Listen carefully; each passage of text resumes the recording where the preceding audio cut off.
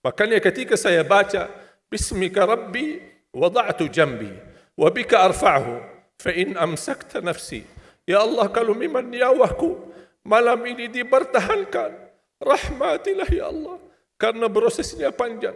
Ketika Uthman bin Affan disebutkan surga dan neraka, tidak pernah nangis. Tapi ketika dibahas kuburan, 3 malam tidak bisa tidur. Allahu Rabbi wal Islam dini wa Muhammadan Rasulullah wa yaqini.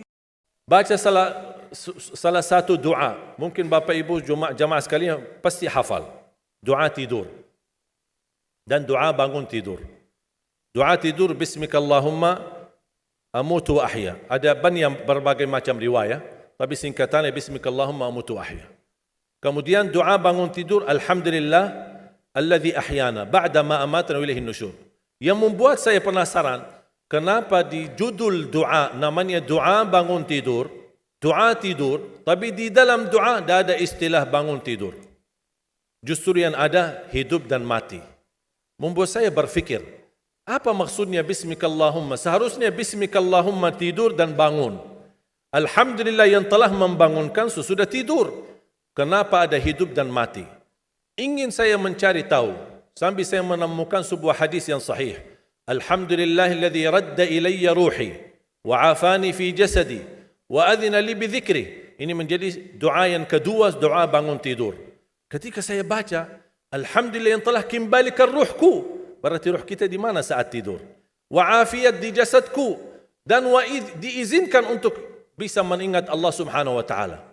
Membuat saya tambah penasaran, kenapa di saat tidur Allah sebutkan kata hidup dan mati, bukan kata bangun dan tidur. Membuat saya jari dan gali tahu, mencari tahu, tidak menemukan hadis-hadis yang bisa menjawab penasaran saya. Subhanallah, ketika saya membaca Al-Quran, seperti biasa baca.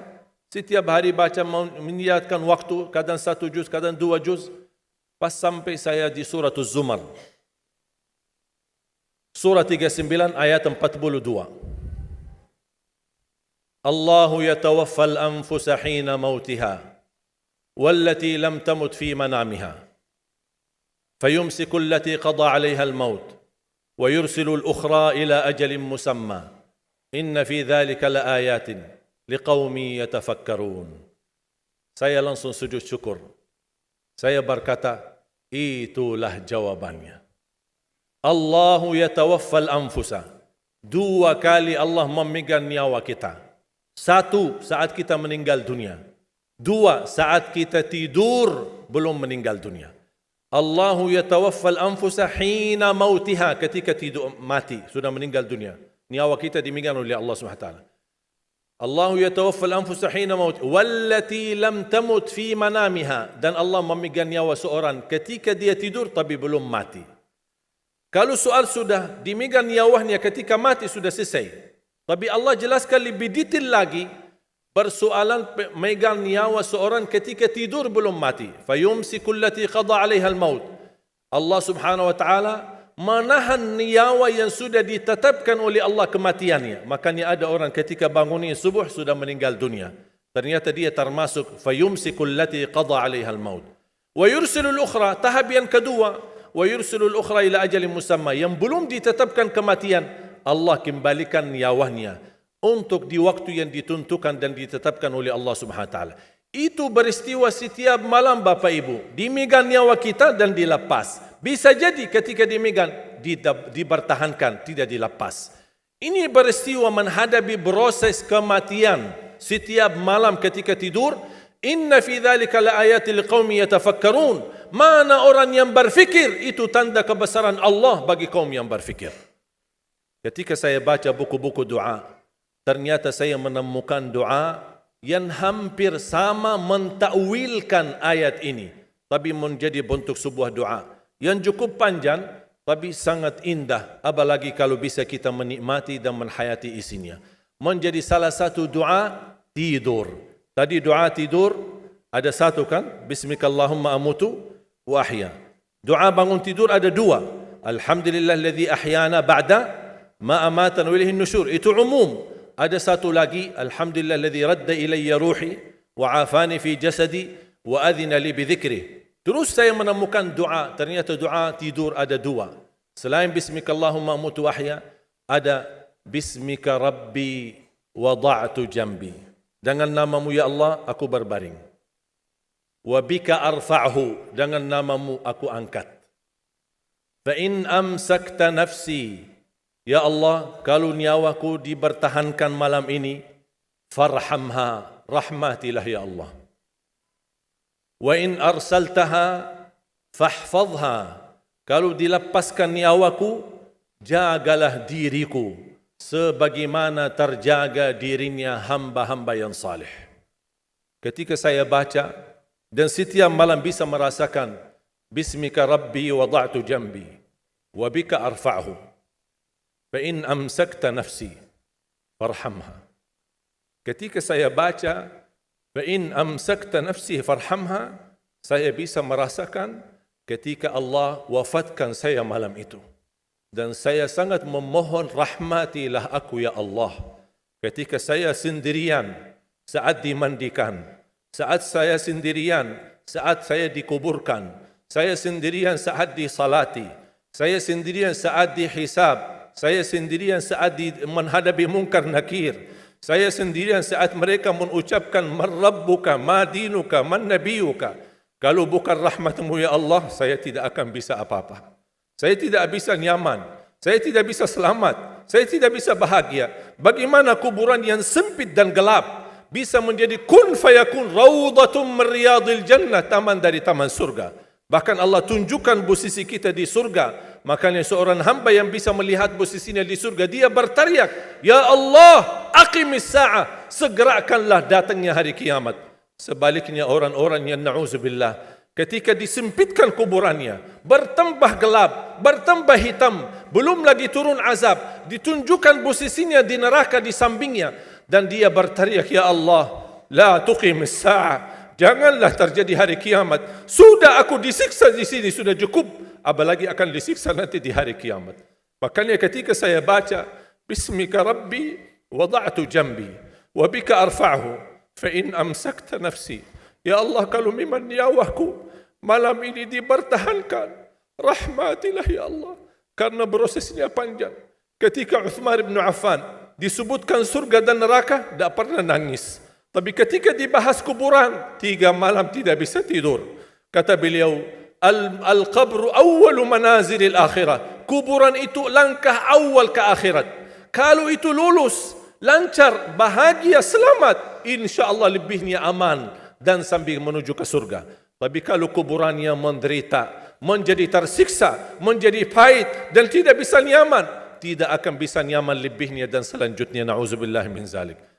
Wa in arsaltaha, ya Allah, kalau memang kami di malam ini masih ditetapkan, masih punya umur dan dilepaskan nyawa kami, kami masih diizinkan untuk beraktivitas dan beribadah, mendekatkan diri kami kepadamu ya Allah, kita ingat, fahfadha, jagalah dirimu, karena kami takut juga mengulangi dosa. Kami takut lagi mengulangi kesalahan. Kami takut menjadi orang yang suka selalu masbuk atau ketiduran dari salat. Kami suka terlalu banyak kelemahan dan kebodohan kami. Kami tidak mau ya Allah. Jagalah diri kami sebagaimana terjaga dirinya hamba-hamba yang salih. Wallahi jamaah sekalian, saya usulkan kalau bisa hafal doa ini, karena sangat indah. Hayati maknanya, dalami isinya, agar kita tidur dan kita merasakan tergantung diri kita dengan rahmat Allah Subhanahu wa taala. Kalau memang mati malam itu, kita insya-Allah dirahmati Allah. Kalau kita masih punya umur, mudah-mudahan kita terjaga untuk bisa menjadi sebagaimana hamba-hamba yang saleh. Jamaah sekalian, kematian itu jauh lebih dekat daripada titik nafas kita setiap hari. Bahagialah seorang yang bisa sisahkan amalannya, yang bisa membuka buku amalannya walaupun dia mati, tapi terus disalurkan pahala, sedekah jariahnya tidak terputus. Sepengalaman saya, dan saya belajar, tidak pernah saya menemukan amalan sehebat untuk mendukung dan mewakaf Al-Quran. Al-Quran untuk dibelajari, Al-Quran untuk dihafal. saya memiliki harapan yang sangat tinggi. InsyaAllah Indonesia, sepanjang apapun kegelapan, sepanjang apapun kegelapan kezaliman, sepanjang apapun kehilangan keadilan, insya-Allah akan datang satu saat terbitnya matahari adil. Dan insya-Allah Indonesia akan menjadi negara Al-Quran. Saya bisa meyakinkan gitu karena saya telah merasakan bagaimana di Turki. Turki negara sekuler yang ratusan tahun serangi Islam, ratusan tahun menabaikan Islam, tidak boleh kumandangkan azan dalam bahasa Arab, tidak boleh ada rumah tahfiz, tidak boleh ada pesantren, tidak boleh belajar agama, tidak diberikan anak-anak kita bisa belajar dengan sendirinya Al-Quran. Semuanya dilarang dengan keras, bahkan terancam orang-orang yang melanggar aturan itu. Allah Subhanahu wa taala melahirkan seorang presiden yang bisa membaca Al-Quran. Coba buka di YouTube bacaan Erdogan bagaimana. Itu dilahirkan dari negara sekuler. Saya bisa meyakinkan insya-Allah 1 juta menghafal Al-Quran. Dan bapa ibu mudah-mudahan masih punya umur akan mendengar pengumuman besar, imam besar salat Idul Fitri dan Idul Adha sekaligus khatib adalah Presiden Republik Indonesia menghafal Al-Quran. Itu yang saya yakini dan saya tidak pernah merasa lelah. Dan saya selalu berkata sama istri, kalau saya mati itu pun karena saya bersama Al-Quran. Wallahi jamaah sekalian, yang bersama Al-Quran tidak akan merugi. Berkah rizkinya, berkah umurnya, terjamin kebahagiaan. Allah Subhanahu wa taala hanya minta satu, berkenan bersama Al-Quran di dunia. Apa yang kita dapat? Apa yang akan dibalas? Akan Al-Quran temani kita di dunia, akan temani kita saat sakratul maut, akan temani kita di kuburan membela kita, akan menemani kita saat kita dibangkit oleh Allah, akan menemani kita saat hisab, akan menemani kita saat berjalan di atas sirat yang sangat tipis dan panjang, bahkan tajam jalanannya. Begitu sampai ke surga, apakah Al-Quran melepas? Tidak akan melepas. Al-Quran masih berkenan, padahal kita hanya cuma sekali berteman sama Al-Quran di dunia. Dia begitu luar biasa panjangnya bertemanan sama kita sampai ke surga. Bahkan akan temani kita masuk surga. Sebagaimana bersabda Rasulullah SAW, yuqalu liqari'il Quran, ahlul Quran di dunia yang kesibukannya baca, kesibukannya hafal, tidak membuangkan waktu sia-sia, selalu bersama Al-Quran. Allah suruh dia, bacalah dalam surgamu, naik derajatmu. Baca, naik lagi. Tambah lagi baca, naik lagi. Sampai di posisi mana pun anda berhenti baca, disitulah posisimu di dalam surga. Bagaimana kata Siti Aisyah di riwayat Imam Muslim, jumlah tingkatan-tingkatan dalam surga Allah sesuai jumlah ayat Al-Quran. Oleh karena itu tidak ada yang lebih tinggi di dalam surga Allah daripada Ahlul Quran. Cukuplah bahagia Ahlul Quran ketika di hari kiamat dipanggil. Semua manusia dibangkitkan oleh Allah. Malaikat memberikan pengumuman, mana Ahlul Quran? Berdiri, rapat, berdekatan. Mereka maju. Mau bawa kami ke mana? Kalian terpilih menjadi orang yang terdekat sama Allah. Karena Ahlul Quran adalah keluarga Allah Subhanahu wa ta'ala. Bukan hanya kita sendiri yang mendapatkan anugerahnya dan manfaatnya. Semua keluarga kita, termasuk orang tua kita dan orang yang ada di sekitar kita. Makanya jemaah sekalian, kalau anda gagal penghafal Al-Quran, anakmu pun gagal penghafal Al-Quran, jangan sisahkan walaupun saham menjadi saksi baik di hadapan Allah. Ya Allah, saya belum hafal, anakku gagal penghafal Quran, tapi insya Allah hartaku, usahaku, pikiranku, tenagaku bisa terus memperjuangkan Al-Quran. Apa saja, ya Allah, insya Allah menjadi saksi baik. Dan nanti di hari kiamat, insya Allah kita bersama Ahlul Quran mendapatkan syafaatnya Al-Quran di hari kiamat. Kita sangat membutuhkan ayat-ayat yang dikumandangkan ketika meninggal dunia.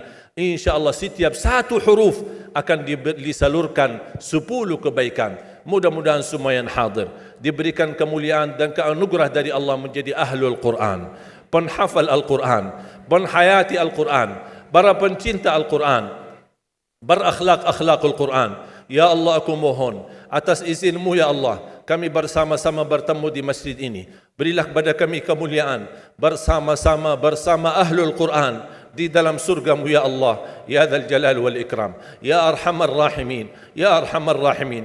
Anugerahlah kepada kami anak dan keturunan penghafal Al-Quran, anak dan cucu penghafal Al-Quran yang mampu menjaga nama baik keluarga kami, yang mampu membanggakan kami di hadapan-Mu hari kiamat, yang mampu menghadiahkan mahkota untuk kedua orang tua kami. Birahmatika ya Arhamar Rahimin. Ya Allah, maafkan kalau kami tidak berhasil menjadi penghafal Al-Quran. Tapi ya Allah, kami kurbankan nyawa kami, harta kami, usia kami, tenaga kami, pemikiran kami, ilmu kami untuk Al-Quran, agar Indonesia ke depan menjadi negara Al-Quran, agar Indonesia menjadi contoh terbaik untuk mata dunia, agar bisa kita melahirkan. Karena saya meyakinkan ya Allah, dan kami semua meyakinkan, terjamin masa depan Indonesia baldatun tayyibatun wa rabbun ghafur kalau selalu bersama Al-Quran. اغفر لنا ولوالدينا ولجميع المسلمين والمسلمات والمؤمنين والمؤمنات الأحياء منهم والأموات. ربنا آتنا في الدنيا حسنة وفي الآخرة حسنة وقنا عذاب النار. وصلى الله على سيدنا ونبينا محمد وعلى آله وصحبه وبارك وسلم والحمد لله رب العالمين. سبحانك اللهم وبحمدك أشهد أن لا إله إلا أنت أستغفرك وأتوب إليك.